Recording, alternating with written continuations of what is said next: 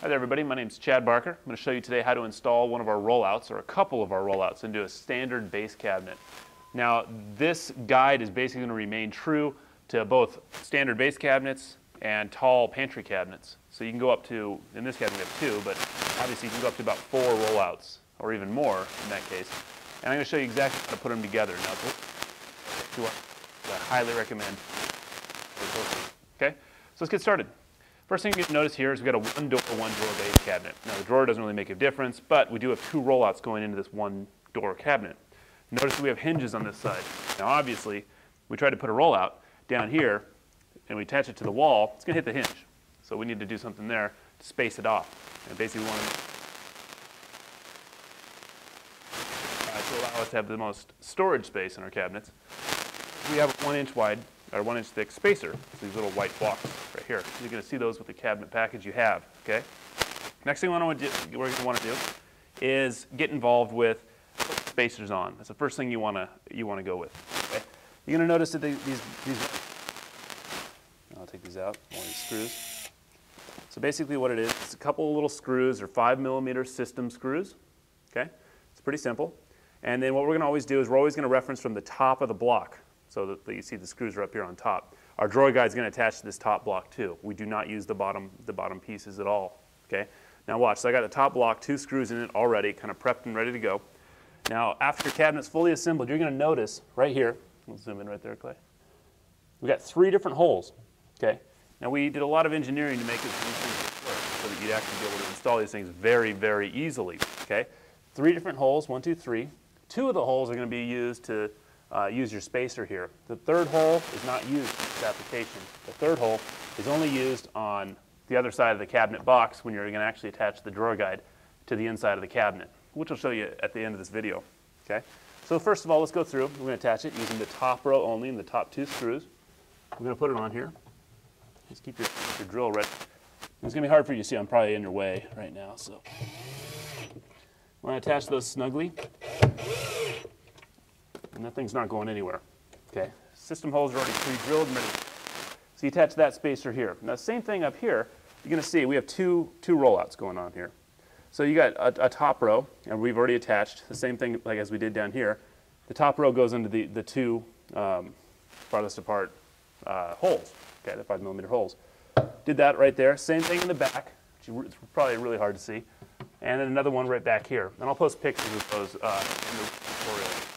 So, once you have all the spacers blocks put in, it's pretty simple. Now what we got to do is put our drawer guides in. Okay?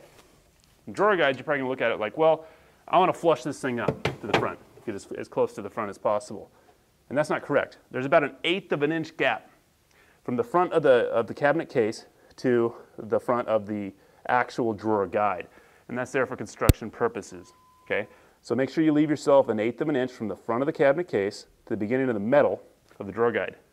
And then we'll line up our holes. Always line up the drawer guide with the spacer as well. So let's look at, let's kind of zoom in over here. You might probably want to walk just like right over here. And I'll kind of show you a little bit how we put these things in there. And it's going to be held off the ground just slightly. And it does attach to the spacer in one area. Now we always, every single time, is always going to be, our drawer guides are always going to be attached right here in this hole. It's the one on the bottom. It's basically the 4th one in and the 2nd one down. Okay, it's always in that one single hole. So all the other holes right here are not used. It's always in this one. So if you're off on that, you're going to be wrong. Okay, again, I'm going to kind of put this thing in here, pre-drill it, as you can kind of see right there. Okay. All right. Now what we want to do is line that one up with one of the holes that is about an 1/8 of an inch back. And in this case, it's the middle one up front. I am changing my hand a little bit right there. So basically, I know you can't see this spacer, but I'm actually right here in this middle hole on the top row. And I got that lined up with my drawer guide. The hole would be the 2nd row down and the 4th column over. Okay? It's pretty easy. Now just basically attach that one screw.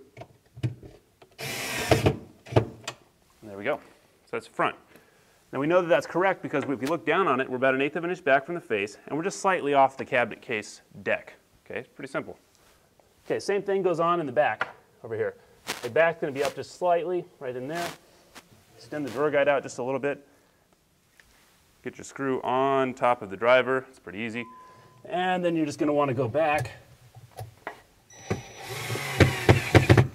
And you're in. Okay. Now I'm going to show you, obviously I can't show you with the camera because it's hard to get into that cave. I can't really show you, there's no light back there. So to kind of show you what I did, we used this hole right here. Third column over on the back of the drawer guide, and it's always the same. It's always that back one. Second row down, third column over. Farthest one over. That's just the ones we use. It's just the way we constructed our cabinets. And that's most typical for most cabinet makers making a frameless or a full overlay cabinet as we do here. Okay? So we did that. What we're going to do now, might as well just put these last two in. Again, second row down, fourth column over on the front of the drawer guide. Okay? Let's kind of put the piece in there. And I'm going right into the middle the top row in the middle. I'll show you that again, sorry. Second one over, top row. Okay? Always exactly the same. Just keep it standard and it'll be a lot easier for you. Oh. All right. So we go there. So I'm going to grab my last screw. I'm going to kind of reach in here.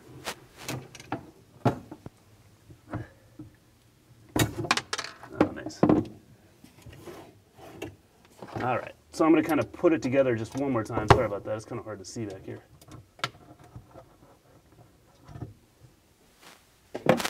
All right, so I got it all lined up.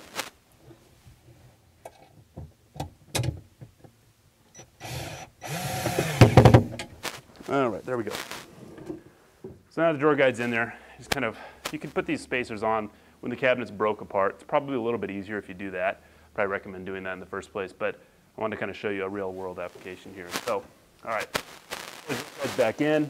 Now, the other side is a lot simpler, okay? And it basically works just like any other drawer slide would be attached to your cabinet. Take the door off here, and I'll just kind of show you how we're working here. Same thing, as we notice again, right here. Can you see that where the screw is? Okay. Right there where that screw is, it's the second row down, fourth one in. Obviously, we use that for all of our construction, so it's always the same. It's very standard. So once you get going on these things, it's going to be a lot quicker and a lot easier to put these things together. So remember, one goes there, and then another one in the back. Again, second row down, third column over, just like we did on our other rollouts. Very simple. Okay. Now, obviously, since there's no hinges over here, there's no spacers. We want to maximize our use of our storage space. Okay. Pretty simple.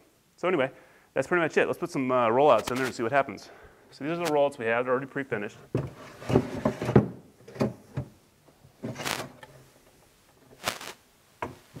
Okay. There we go. All right. Make sure you hear the click. Good there. So now our rollout slides in and out real nicely. Beautiful. Okay. Let's put the door on. I'm going to show you exactly how much space we've saved by using this system. Oh, probably should have moved the rollout. Make sure you put your door on before you put your rollouts in there.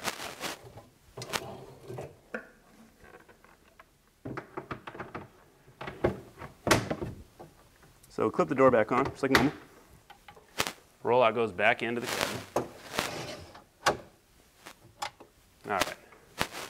So here, basically the way we have it here, so you can notice just how close these hinges are to these things. And we just maximize the distance. We give you every millimeter, even possible, to get into the width of these rollouts. Maximize your storage space.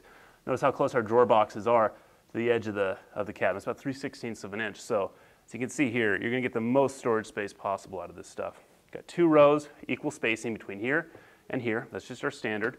And our bottom drawer box goes as low as possible. Another nice thing about it is if you look right here, there's like hardly any space. So we're really maximizing your storage space, and that's kind of our deal. We try to make these things happen. So that's pretty much it for installing a rollout. If you have any further questions, look at our other tutorials, and or just send us an email or give us a call. Thanks again. Have a great day.